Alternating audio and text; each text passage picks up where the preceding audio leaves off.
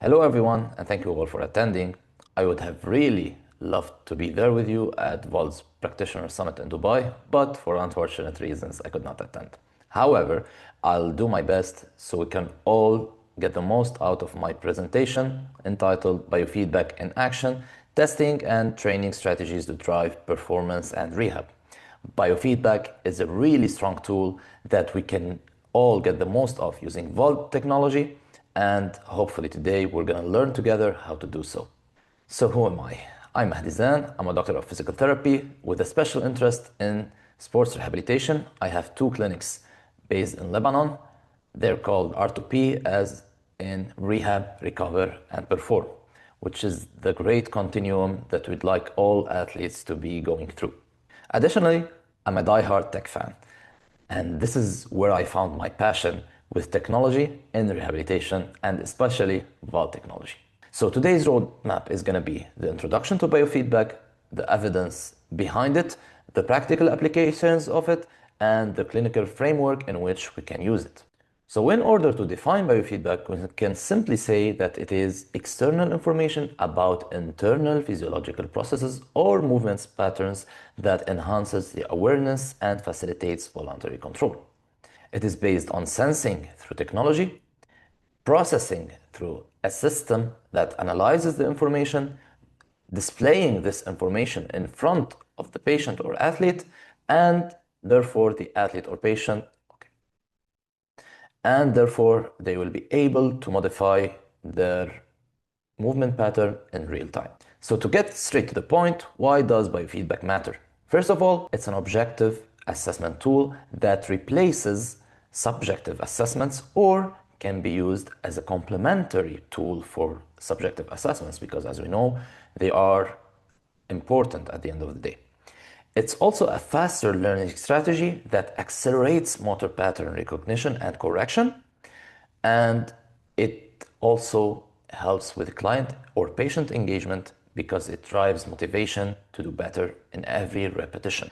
So the challenge we have clinically is that traditional approaches are mostly based on verbal and tactile biofeedback, which is really not enough. They're also based on subjective assessment. They delay the awareness of the progress that the patient has, which really is a pain sometimes. And it has a certain limit for the feedback we can get on our motor learning. On the other hand, the integration of biofeedback helps us quantify performance, correct performance error in real time, get immediate enhancements, and it helps enhance neuroplasticity as well, which is great for performance and injury prevention or rehabilitation.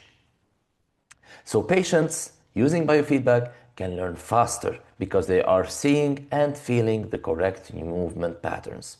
So the role of biofeedback in motor learning can be summed in 3 stages. First of all is the awareness of error patterns.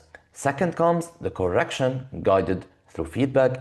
And third, and most importantly, the retention of the skills learned throughout biofeedback. So it has been demonstrated that augmented feedback accelerates skill recognition. We have 2 types of feedback. First of all is the knowledge of results, which is based on the outcome of the movement, like you jumped for 20 centimeters, you lifted 50 kilograms, you got your balance for 30 seconds, and so on. Second is the knowledge of performance. So it's about the quality of the movement that we did. So you were using your hips too much during the squat. Your force was being distributed more on the right side than the left one.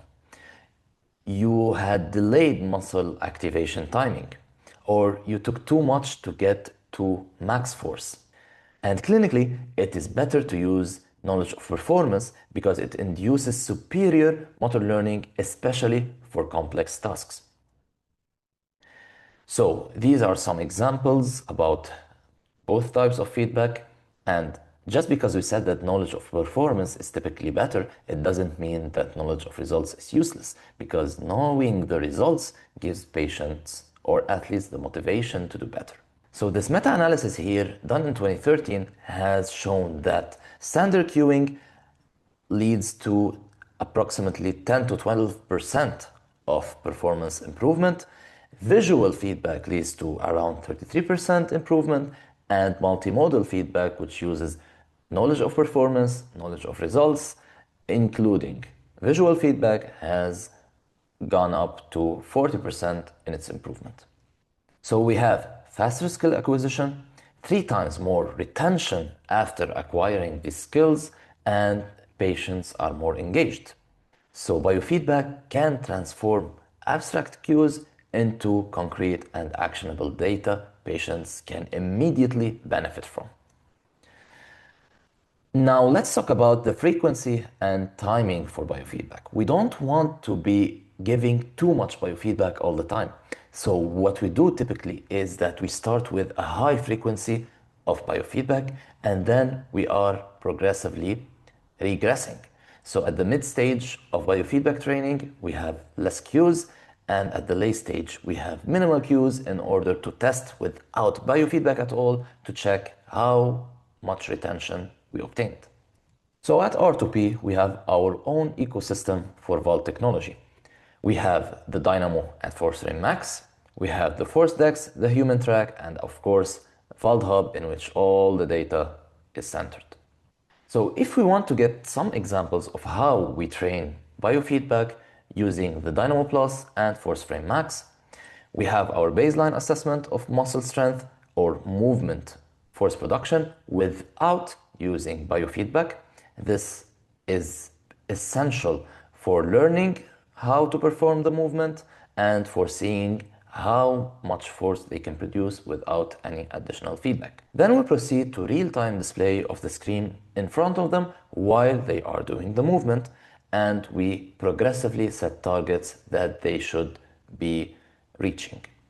So, for example, if someone has got around 235 Newton in a dynamometer test before biofeedback, after it, they can maybe get almost double the results.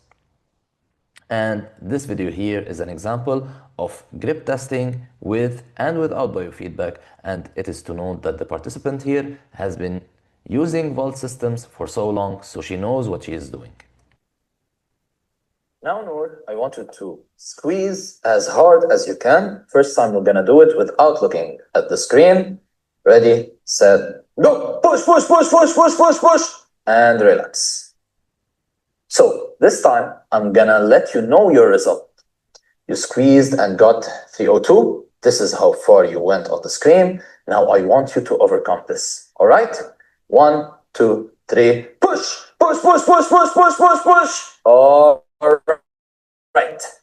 So 43 more newtons when you looked at it. And push, push, push, push, push, push, push. Relax. Pretty good. And push. Push, push, push, push, push, push, push, push, push. Okay. So in this video, you can clearly see that she got more force output when she was looking at the screen, knowing that she had already warmed up before filming this video.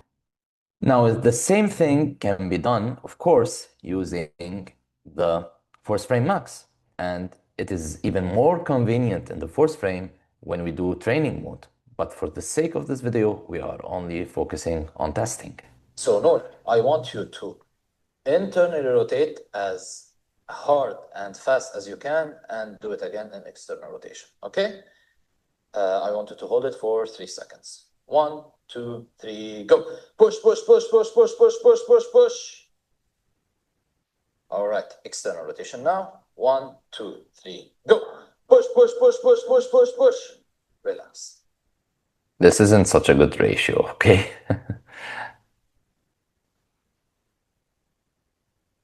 Now she's gonna do the same with feedback. 1, 2, 3, go.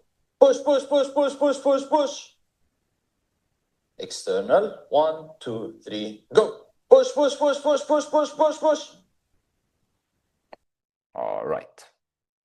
Now, Same thing for the lower body. Downward, I want you to squeeze to the inside as hard as you can, and then push to the outside as hard as you can.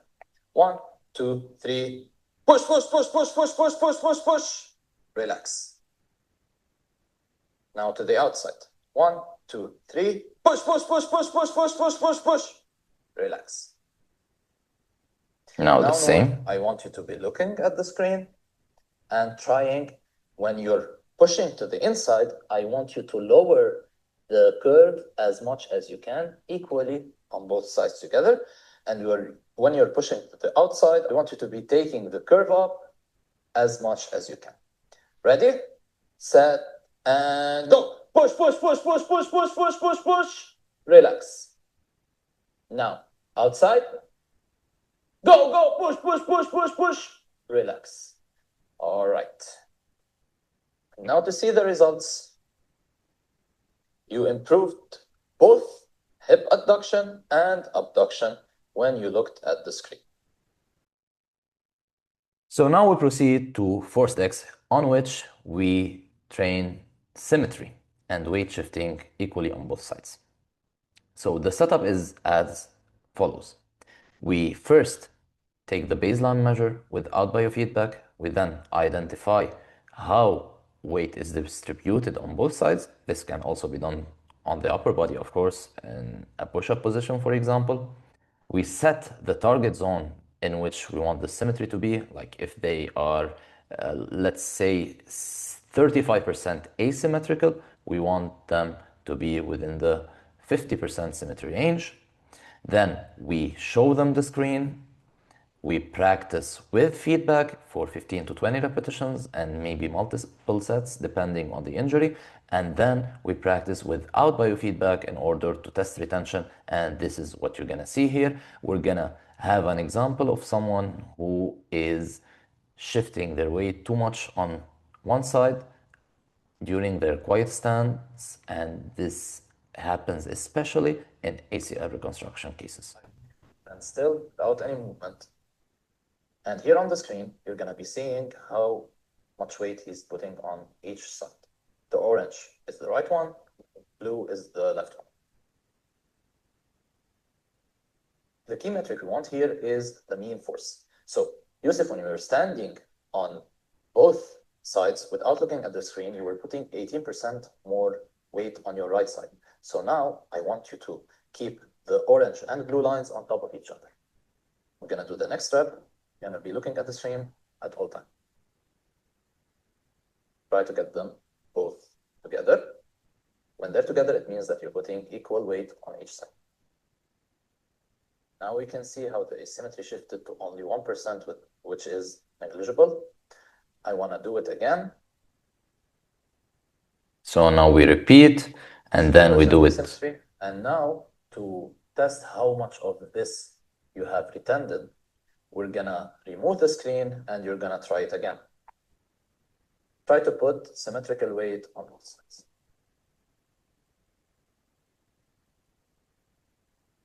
So here we see that he retended the 0% asymmetry. There was no asymmetry in how much weight you were putting on each side.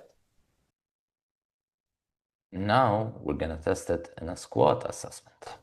Now we're gonna do a squat assessment to check how much weight he's putting on each side. Let's stand up on the forced X, please. Stand still. All right, hands on your hips and squat down. All right. Again. Of course, we have verbal biofeedback in which I can be verbally telling him that he's putting more weight on his right side. So, Yusuf, I want you to put a little bit more weight on your left side to get equal weight shifting. Try it now. And we look at the peak force. We see now it's only 2% asymmetry. That's great. Now, Yusuf, I want to integrate the visual feedback into the system. I want you to look at the curve and try to get the orange and blue lines on top of each other.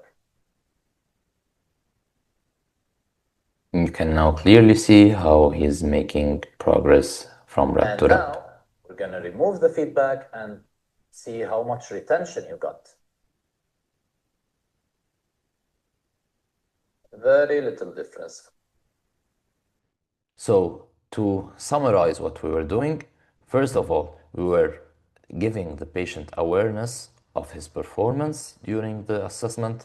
Then we were correcting them, telling them what to do and how to do it better. And third, we were testing retention after the skill acquisition. So, in order to advance, we can be simply increasing the weight, increasing the range of motion, or varying the movement into a more complex one. So research shows that with biofeedback, we can expect the asymmetry to decrease from 24 to 2% in only over 6 weeks, which is great. And now we show you how we use the human track to improve movement quality and range of motion, either in upper body, spinal, or lower body movements. So now we're going to see how we can use visual biofeedback while Yusuf is versus when he isn't looking at the screen in order to improve his neck lateral flexion. Go. As much as you can. All right. Switch. Okay. So you got 26 degrees on the right side and 38 on the left side, which is a great difference. Now I want you to look at the screen and try to get this number up as much as possible on the right and on the left. Go again. Up, up, up, up. That's perfect. And now to the left side. All right. That's good.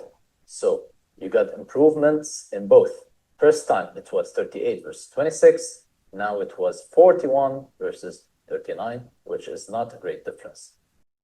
So this is clinically relevant for people who have, other than movement asymmetries, maybe some pain, maybe some high sensitivity, or even fear of movement. So when they do the required movement, looking at the screen and seeing these numbers, they are motivated to get more and more.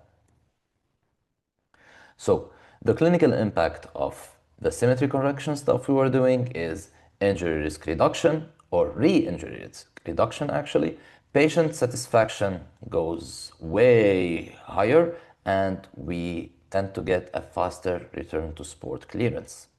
So to put everything we have talked about in a clinical framework for the effective use of biofeedback, we should first of all keep it simple. We should fade or reduce biofeedback strategically and progressively. We should pair it with internal cues and set achievable targets. And of course, we should at the end test without biofeedback.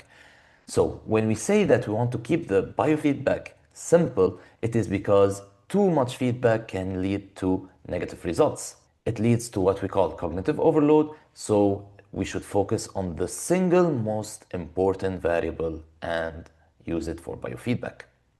Second, as we said, biofeedback should be progressively faded. So we start with continuous biofeedback, then intermittent, then we only give them biofeedback at the end of the set, and finally we go to independent performance and see how close the result is in the independent performance versus what they had when they had continuous biofeedback.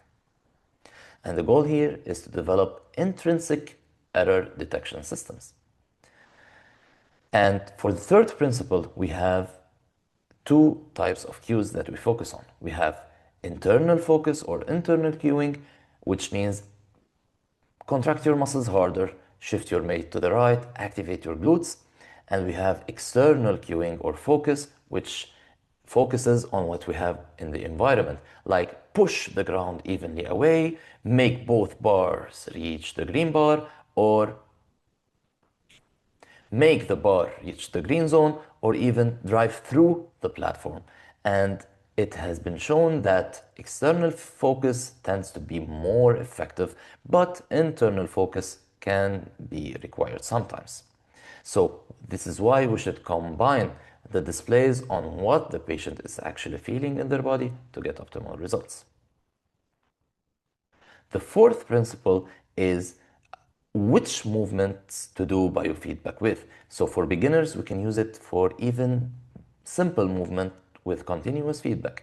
For intermediate athletes or patients, we can use it intermittently for moderate complexity movements, and for advanced cases, we can use minimal feedback with complex cases. The common errors or pitfalls we see with biofeedback is the over-reliance of it. Patients can never do anything without looking at the screen now, so this is what we want to avoid. We tend to give them too much information, too much metric. They don't really need all of this. They mostly need at the beginning to be seeing, as we said, the most important metric. And third, the inconsistent application. So I cannot go on using feedback one session and forgetting about it for 3 or 4 sessions and then expecting to get better results.